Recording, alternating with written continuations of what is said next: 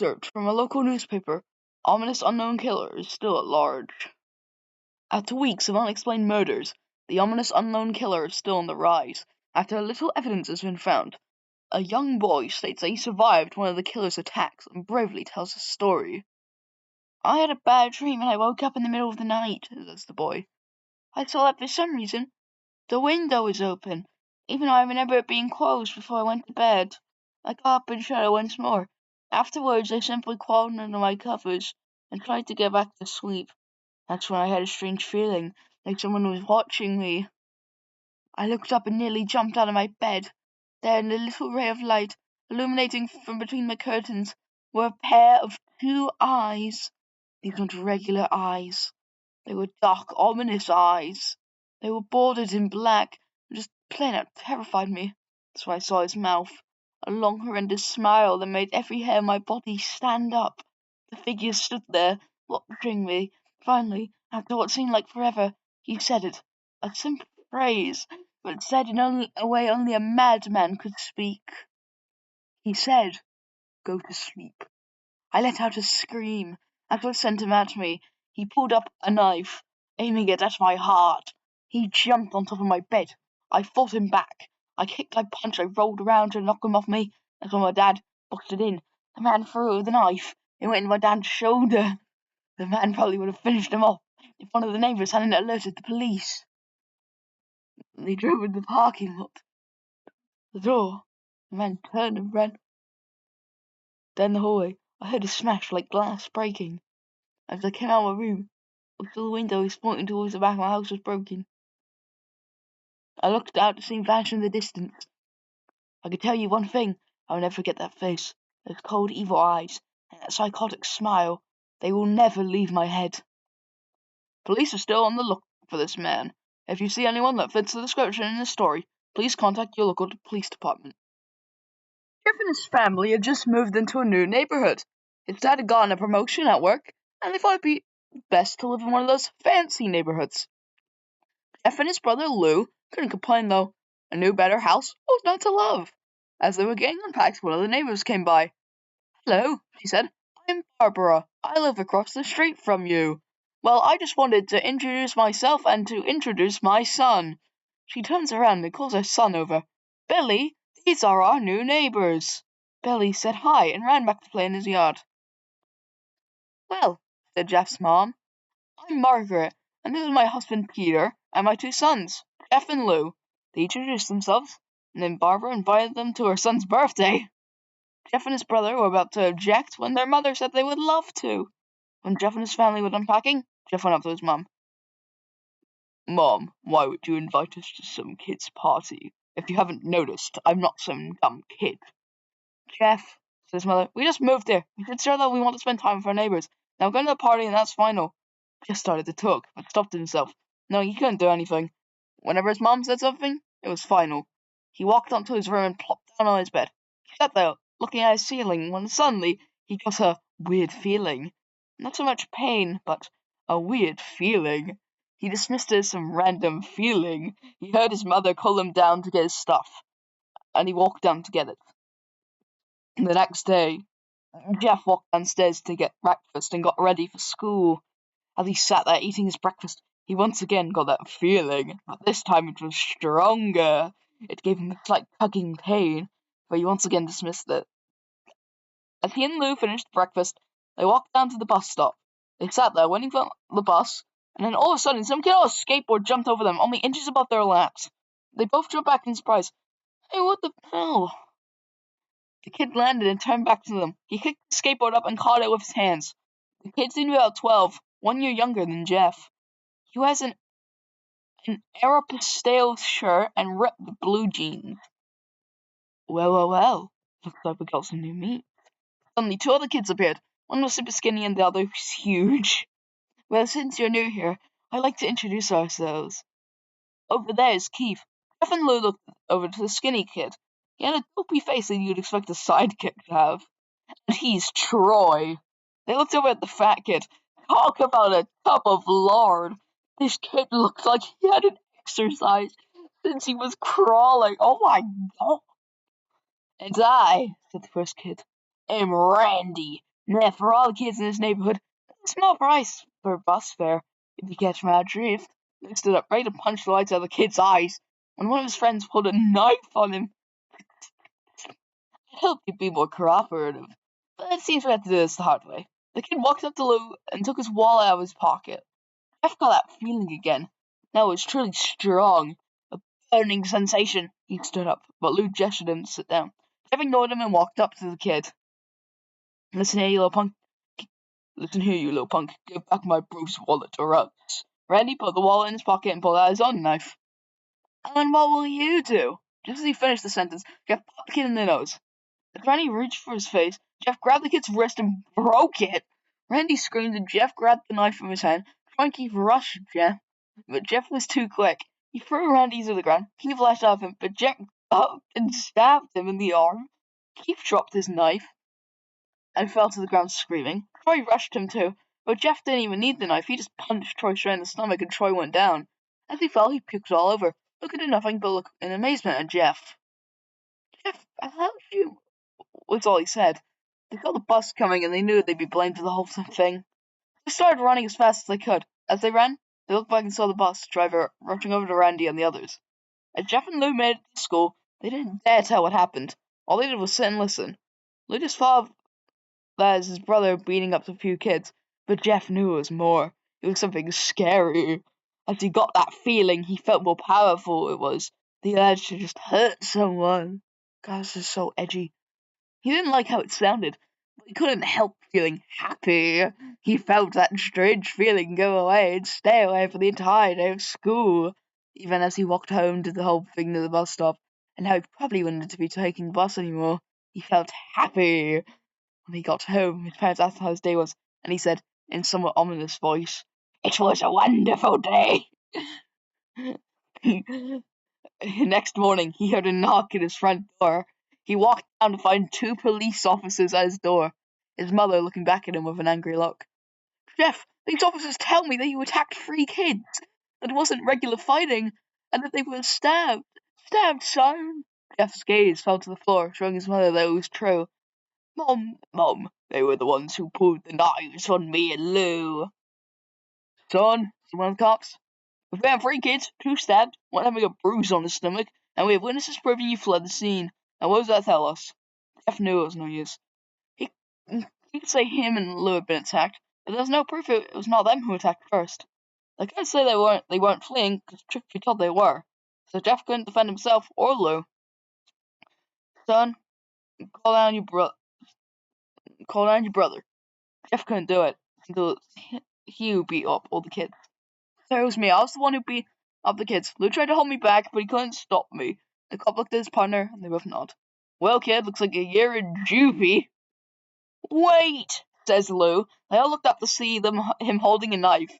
The officers pulled their guns and locked them on Lou. "It was me. I beat up those little punks. I have the marks to prove it." He lifted up his sleeves to reveal cuts and bruises, as if he was in a struggle. "Son, just put the knife down," said the officer. Lou held up the knife and dropped it to the ground. He put his hands up and walked over to the cops. "No, Lou, it was me. I did it." Jeff had tears running down his face. Poor bro. Can't take the blame for what I did. They'll take me away." The police led Lou out to the patrol car. "Lou, tell them it was me. Tell them. I was the one who beat up those kids." Jeff's mother put her hands on his shoulders. "Jeff, please, you don't have to lie. We know it's Lou. You can stop." Jeff watched helplessly as the cop car speeds off with Lou inside. A few minutes later, Jeff's dad pulled in the driveway, seeing Jeff's face and knowing something was wrong. Son, what is it?" Jeff couldn't answer. His vocal cords were strained from crying. In fact, Jeff's mother walked his father inside to break the bad news to him as Jeff wept in the driveway. After an hour or so, Jeff walked back in the house, seeing that his parents were both shocked, sad, and disappointed. He couldn't look at them. He couldn't see how they followed Lou when it was his fault. He just went to sleep, trying to get the whole thing off his mind. 2 days went by, no word from Lou at JDC. No friends to hang out with, knowing the sadness and guilt. That was until Saturday, when Jeff was woken up by his mother with a happy sunshiny face. "Jeff, it's the day," she says. He opened up the curtains so that light flooded into his room. What's today? Asked Jeff as he stirs awake. Why, it's Billy's party! He was now fully awake. Oh, you're joking, how you'd expect me to go to some kid's party after those long pause? Jeff, we both know what happened. I think a party could be the thing that brightens up the past days. Now get dressed. Jeff's mother walked out of the room and downstairs to get ready herself. He fought himself to get up. He picked out a random shirt and a pair of jeans and walked downstairs. He saw his mother and father all dressed up in a suit. He thought, why would they ever wear such fancy clothes to a kid's party? So is that all you're going to wear? Said Jeff's mum. Better than wearing too much, he said. His mother pushed down the feeling to yell at him with a smile. Now, Jeff, we may be overdressed. This is how you want to make an impression, said his father. Jeff grunted and went back up to his room. I don't have any fancy clothes, he yelled downstairs. Just pick up something, called his mother. He looked around his closet for what he'd call fancy. He found a pair of blank dress pants he had for special occasions and an undershirt. He couldn't find a shirt to go with it, though. He looked around and found only a striped and patterned shirts, none which go with dress pants. Finally, he found a white hoodie and put it on. You wearing that? They both said. His mother looked at her watch. Oh, no time to change, let's go. She said she herded Jeff and his father out the door. They crossed the street over to Barbara and Billy's house. They knocked on the door, and it appeared that Barbara, just like his parents, way overdressed. As they walked inside, all Jeff could see were adults, no kids. The kids are out in the yard, Jeff. How about you go and meet some of them? Said Barbara. Jeff walked outside to a yard full of kids. They were running around in weird cowboy costumes and shooting each other with plastic guns. He might as well be standing in Toys R Us. Suddenly a kid came up to him and handed him a toy gun and hat. Hey, wanna play? He said. No, kid, I'm too old for this stuff. The kid looked at him with that weird puppy dog face. Please, said the kid. Fine, said Jeff. He put on the hat and started to pretend to shoot at the kids. At first he thought it was totally ridiculous.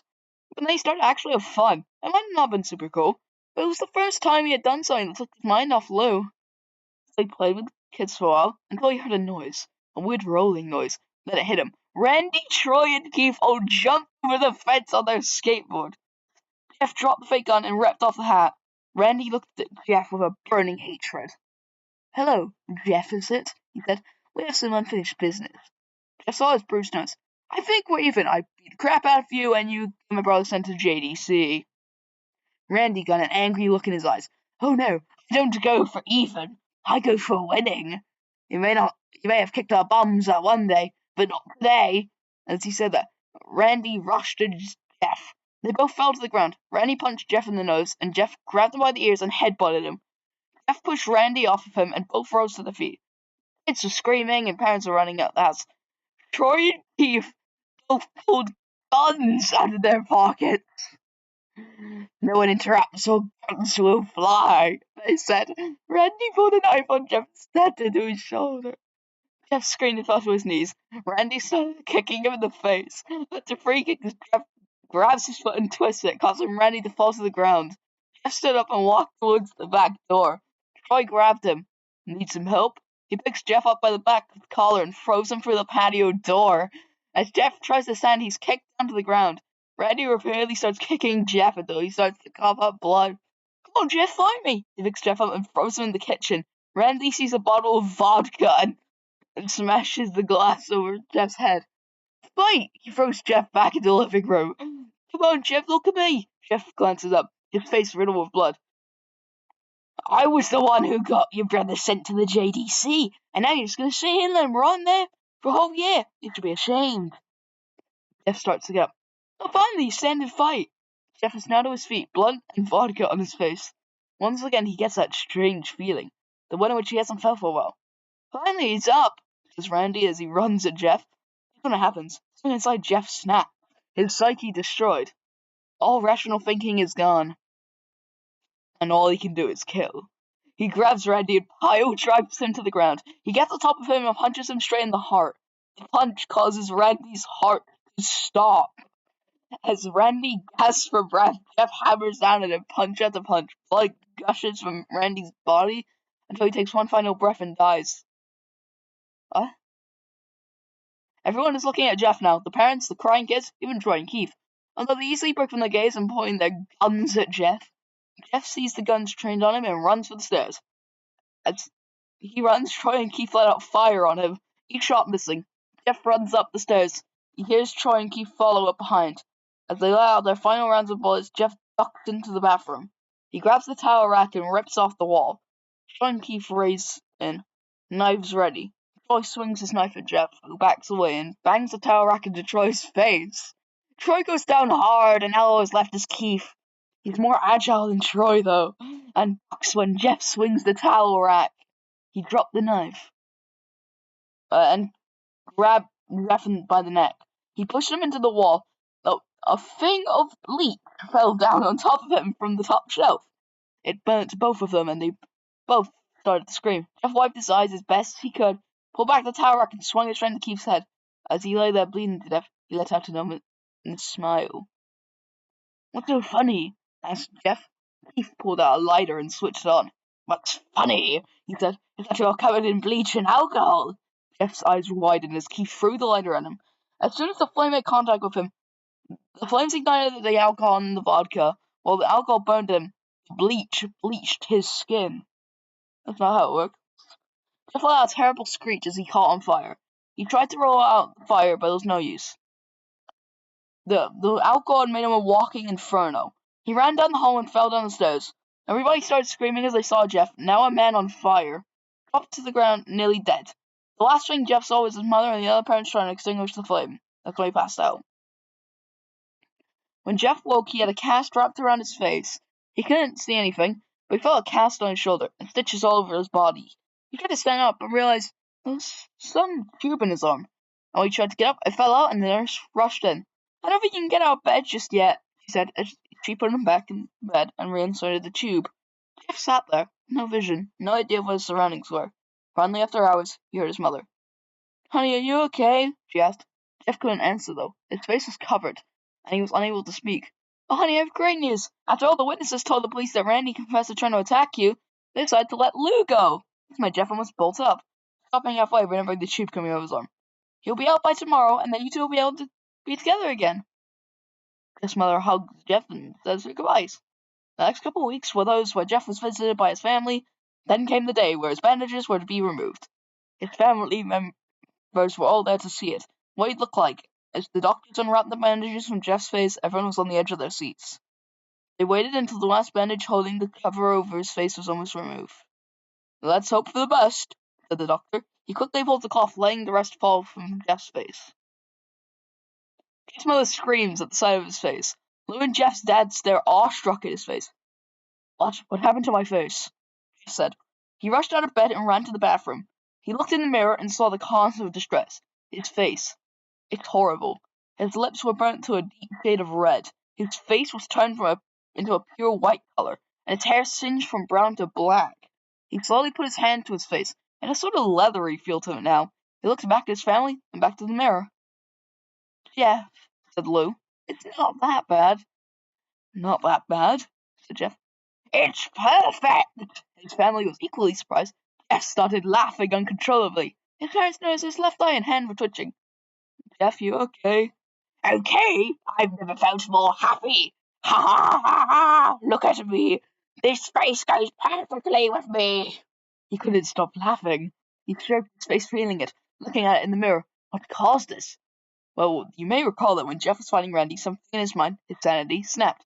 Now he's left as a crazy killing machine. That is, his parents didn't know.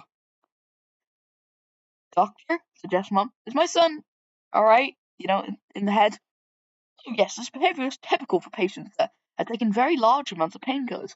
This behavior doesn't change in a few weeks. Bring him back here. We'll give him a psychological test." "Oh, thank you, doctor." Jeff's mother went over to Jeff. "Jeff, sweetie, it's time to go." Jeff looks away from the mirror. His face still formed into a crazy smile. "Hey, movie!" His mother took him by the shoulder and took him to go get his clothes. "This is what came in," said the lady at the desk. Jeff's mom looked down to see the black dress pants and white hoodie her son wore. Now they were clean and blunt and now stitched together. Jeff's mother led him to his room and made him put his clothes on. Then they left, not knowing that this was their final day of life. Later that night, Jeff's mother woke to a sound coming from the bathroom. It sounded as if someone was crying. She slowly walked over to see what it was. When she looked in the bathroom, she saw a horrendous sight. Jeff had taken a knife and carved a smile into his cheek. Jeff, what are you doing? Asked his mother. Jeff looked over at his mother. I couldn't keep smiling, Mummy. It hurt after a while. I can smile forever. Jeff's mother noticed his eyes ringed and black. Jeff, your eyes! His eyes were seemingly never closing. I couldn't see my face. I got tired and my eyes started to close. I burned out the eyelids so I could forever see myself. My new face. Jeff's mother slowly started backing away, seeing that her son was going insane. What's wrong, Mummy? Aren't I beautiful? Yes, son, she said. Yes, you are. Let me go see Daddy so he can see your face. She ran into the room and shook Jeff's dad from his sleep. Honey, get the gun. She stopped as she saw Jeff in the doorway holding a knife. Mummy, you lied! That's the last thing they hear as Jeff rushes them with the knife, cutting both of them. His brother Lou woke up, startled by some noise. He didn't hear anything else, so he just shut his eyes and tried to go back to sleep. As he was on the border of slumber, he got the strangest feeling that someone was watching him. He looked up before Jeff's hand covered his mouth. He slowly raised the knife, ready to plunge it into Lou. Lou thrashed here and there, trying to escape Jeff's grip. Jeff said, just go to sleep.